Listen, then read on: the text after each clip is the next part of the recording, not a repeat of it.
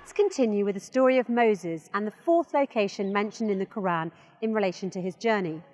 After Moses settled and had a job and wife in Madian, he stayed there for a long time, but he was determined to go back to Miz. As he was on his way to Miz with his family, he reached the valley of Torah, where God called him, "Verily I am thy Lord, therefore in my presence put off thy shoes, thou art in the sacred valley Torah." The sacred valley Torah is the location where Moses spoke to God. This valley is next to a very high and huge mountainous structure called the Tor. The Quran says, "And we called him from the right side of the Tor and made him draw near to us." This implies that the very high and huge mountainous structure called the Tor is in the same location of the sacred valley of Torah. The question that comes to mind here is, where is this location? Where is the sacred valley of Torah, and in which country? Let's check the map. If Moses is returning from his family from Madian, then clearly he would enter Miz from the south, which implies he would pass through Abyssinia and the eastern north of Sudan. Indeed, on the current borders of Sudan and Abyssinia, and specifically on the Abyssinian highlands, is a valley named Tor. You can find this information in the book of James Bruce, a Scottish explorer who was the first to follow the Blue Nile from its source until it meets the White Nile. On the 29th of November 1772, Bruce arrived in Aswan and published his book, Expeditions to Discover the Sources of the Nile between 1769 and 1773.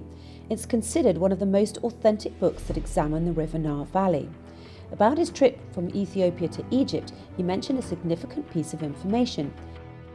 He referred to a town called Al-Qaddarif, a town at the border between northern Sudan and the Abyssinian highlands. Its true name was Tor. Bruce illustrates the map of Miz before the recent borders between the north and the south. On the map you can easily locate Tor next to Abyssinian Heights. From a geographical perspective, Tor, or the city of Al-Qaddarif, is located in the Ethiopian hills at the border with Sudan. Rivers flow into this place and create fertile, rich soils that retain water and provide essential nutrients to plants. In fact, it's considered to be one of the top agricultural areas in Sudan, with high, fertile valleys around the rivers of Atbar, State, Al-Harad and Bislam, highly known for corn and sesame all around the world. As for the animal population in Al-Qaddarif, around 7 million different types of cattle come from nearby neighbourhoods seeking water and food. God describes this area in the Quran as the blessed spot. The blessing refers to the diversity of the rivers, agricultural crops, trees and food, which applies to the city of Al-Qaddarif. This area and Sudan in general is considered to be the food basket of the world.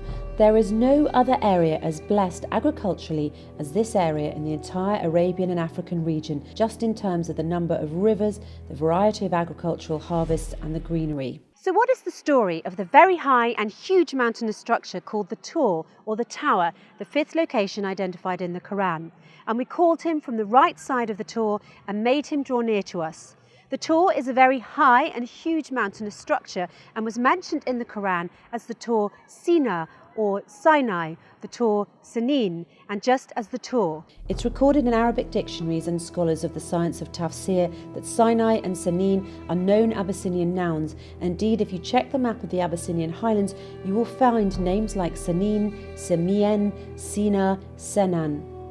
In fact, in the Abyssinian highlands you will find a mountain called Debre Sina, or Mount Sinai in English.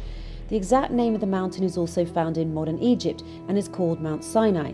You will also find in Abyssinian highlands Mount Sanin. And what's interesting is that in the Abyssinian highlands, despite the difference in the names, Sanin, Semien, Senan, Sina, etc., they all represent one mountainous structure, one range, one plateau, called the Tower Plateau. From a geological perspective, the Abyssinian highlands is considered to be one block, moulded since creation from one origin.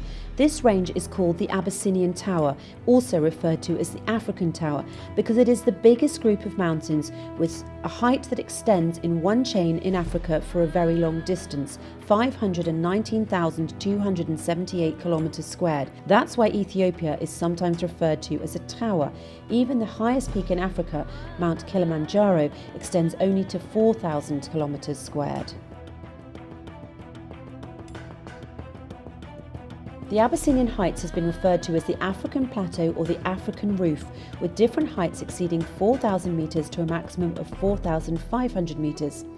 As for the Sinai or Sina mountain in modern Egypt, Its average height is only 2,300 metres, and the area of Sinai altogether is 61,000 kilometres squared. Most importantly, the Sinai that you know today in modern Egypt was not called Sinai in the time of Moses and the Pharaoh. It was called Mafkat, which means the land of turquoise. Also, the so-called Mount of Tor in Sinai in modern Egypt was then called Retho. There is no single evidence of the usage of the name Senin or Sinai for any of the mountains in the turquoise land that was later named Sinai or Sina. The Quran has to refer to known nouns with the real names as they were used at the time, and there is no mention of Mafkat or Retho in Moses' story. What was referred to in the story was the Tor Senin and the Tor Sina, which are known nouns from an Abyssinian origin, as documented in the authentic Arabic dictionaries and as illustrated by scholars of tafsir. Let's get back to the terminology that describes the Abyssinian highlands as the Tower Heights. The word tower simply means the highest location from which you can see across the largest possible landscape around you. There's nothing as high and nothing as big as this spot in all of the Arabian and African region. To further simplify this, the word tower originally comes from tour in Arabic. The word tower in French is tour, in Spanish it's torre, in Italian also torre, and in German it's turm. It's clear they all come from the same word, the Arabic word tour. Of course, this is no coincidence, because if you look in the Oxford English Dictionary, you'll find that the origin of tower is tor. It's also worth noting that there's another name for the Abyssinian highlands, that is, the water tower. This is because it is the water source of the River Nile Valley for all this region, south from Abyssinia, north and east from Sudan, and all the way to the Mediterranean. When God swears by the Tor, then he swears by the Abyssinian highlands, or the so-called water tower, the source of the water of the River Nile, referred to as al-Bahr al-Major, or the large body of water kept filled in Quran. Yes, the River Nile is al-Bahr al-Major, or the large body of water kept filled. Let me clarify this one too. What is the meaning of al-Bahr al-Major? It means the sea that gets full until it floods, and as we know, the flood is a main characteristic of the River Nile. To summarise these meanings and connections, the River Nile originates from the Abyssinian highlands, the water tower, the Tor. Each year there is a flood season, so the soil gets fed with silt. This natural flooding phenomena is what created the first civilization in history, the Nile Valley civilization. Without the flood, there is no agriculture and no civilization. Al-Bahr al-Major, as mentioned, refers to the sea that gets full and floods, thus referring to the River Nile. As we answered before, the word al-Bahr in Arabic and in the Quran is used to refer to both river and sea. In a nutshell, the Tor is the source of al-Bahr al-Major, or the River Nile. At this point, you might also wonder, can there be a water stream that fit the definition of al-Bahr al-Major other than the River Nile? Well, what are the odds for a location that connects all the aforementioned dots, a location that meets the specific characteristics of the Tor Sinin, the Tor, the Valley of Tor, and al-Bahr al-Major, as referred to in the Quran, other than the Abyssinian highlands? In the Quran, also a tree springing out of Mount Sinai which produces fat and relish for those who use it for food. On the top of the Abyssinian highlands there is a belt of trees that extends to Senegal in West Africa. It's called the trees of sheer butter that grows only on the equator, and their fruits contain butter that has an ivory colour. The sheer butter trees only grow in Africa on their own accord without interference by humans. They're a blessing from God to the Africans. They support the people in their lives so they can use them in their nutrition, as a medicine, and to protect their bodies from the heat of the sun. The sheer butter tree is also called the tree of life. It's a source of income for Abyssinian and African women because women in Africa are the ones who gather the sheer fruit, wash and dry it, and grind the seeds to extract the butter. This tree has an extended lifespan, producing fruits for more than 400 years. Compared to other trees, this is a very long time. For example, an apple tree lives for 45 years at most. The belt of sheer butter trees covers an area of more than 3.7 million square kilometres. It's the longest belt of trees on Earth. Some tafsir scholars explain the verse, also a tree springing out of Mount Sinai which produces fat and relish for those who use it for food, as referring to the olive tree and the olive oil that comes from that. However, there's a big difference linguistically and otherwise between oil, zayit, and butter, den. Scientifically, oil is liquid at room temperature, but butter is solid at room temperature. And if what is referred to is an olive tree, the Quran would have said which produces oil, same as God said before about the oil tree, whose oil would almost glow.